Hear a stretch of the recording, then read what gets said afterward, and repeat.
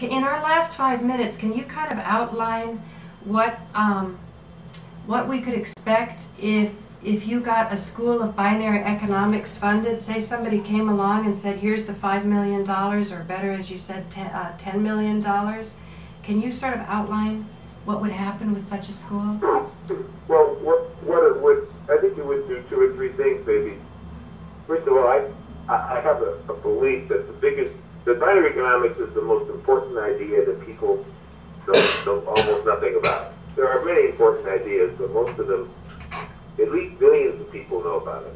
My guess is not more than 5,000 or 10,000 people really have an understanding of binary economics in the whole world.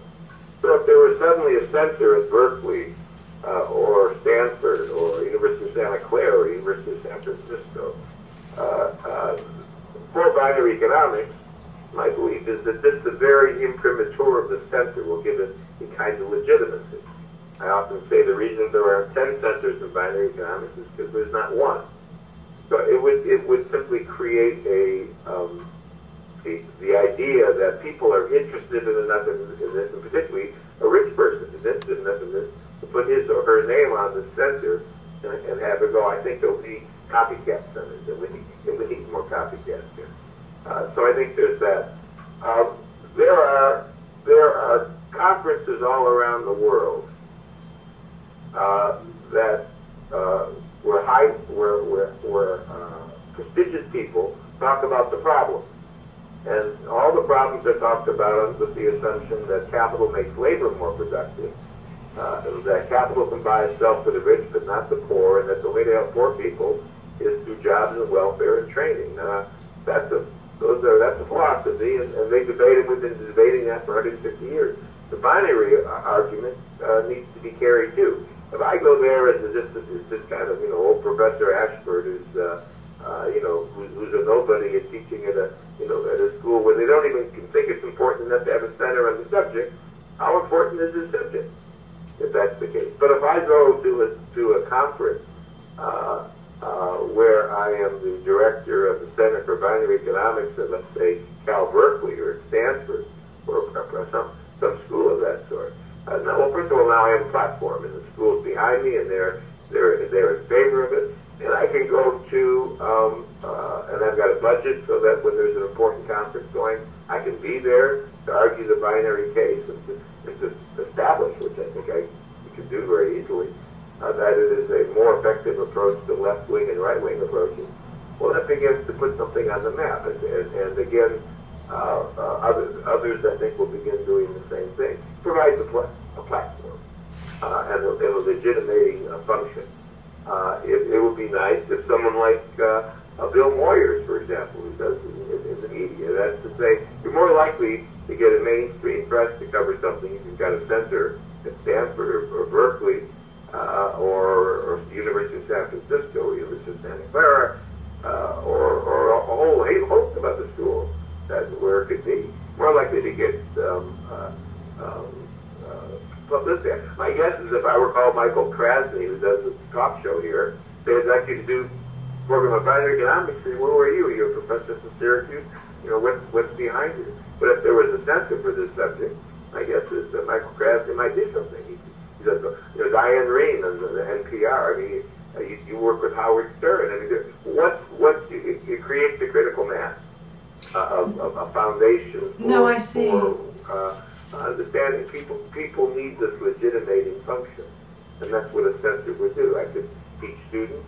I had a wonderful experience. One of my students took my binary economics seminar at Syracuse University, offered now for the first time in 10 years, this last semester, wrote a paper. They all have to write papers. The student got his paper accepted at the Penn State Law Review. The title of his paper was wonderful. It was called Reviving the Forgotten American Dream. And it's all about how we started the country with an emphasis on private property and ownership. But ownership is hardly even a part of the American dream. We only see that housing has been used as kind of like piggy banks to cash out money, and people are losing their homes and all of that. It's all because of concentrated ownership. Say, Robert, that's really interesting. Maybe I can get that fellow to be on my show, and he can talk about his paper. I'm sure he'd be very happy to do that. I can arrange that. Yeah. He's studying for the bar right now, so he might be a little bit distracted, but I know that he'd be happy to do Yeah, that. but you know, after he's studying, we can work that out. I'm thinking, you know, now that there is a housing crisis and you could do some arrangement where the bank would continue to lend against the home because he has the capacity to buy capital on the basis of earnings a future capital in a corporation. That could happen. The difficulty is you can't do this can't do a binary system without opening up the high levels of corporate finance, which now are protected only really for existing owners. I know, but I don't think individual banks can do it. But that I understand. But Robert, what I'm saying is people like you and me and this alternative media can do is to put the word out that because we don't have a school, you know, where this is being studied, this is being blocked, and it's something that if the corporate level finance was available, the whole country could be bailed out. Absolutely. Some people say, well, the housing crisis shows that binary economics doesn't work, and I say just the opposite. The housing crisis shows that without binary economics, not even your homes are safe. Right. Not even your homes are safe, ladies and gentlemen, because unless you can acquire capital with the earnings of capital, you cannot compete with the rich. Right. It cannot be done. You're asking someone who's hauling a sack on his back to compete with somebody who's hauling sacks because he owns a horse and he's got 20 stocks on it. You can't compete with capital for work. Can't be done. Right. And everybody needs capital.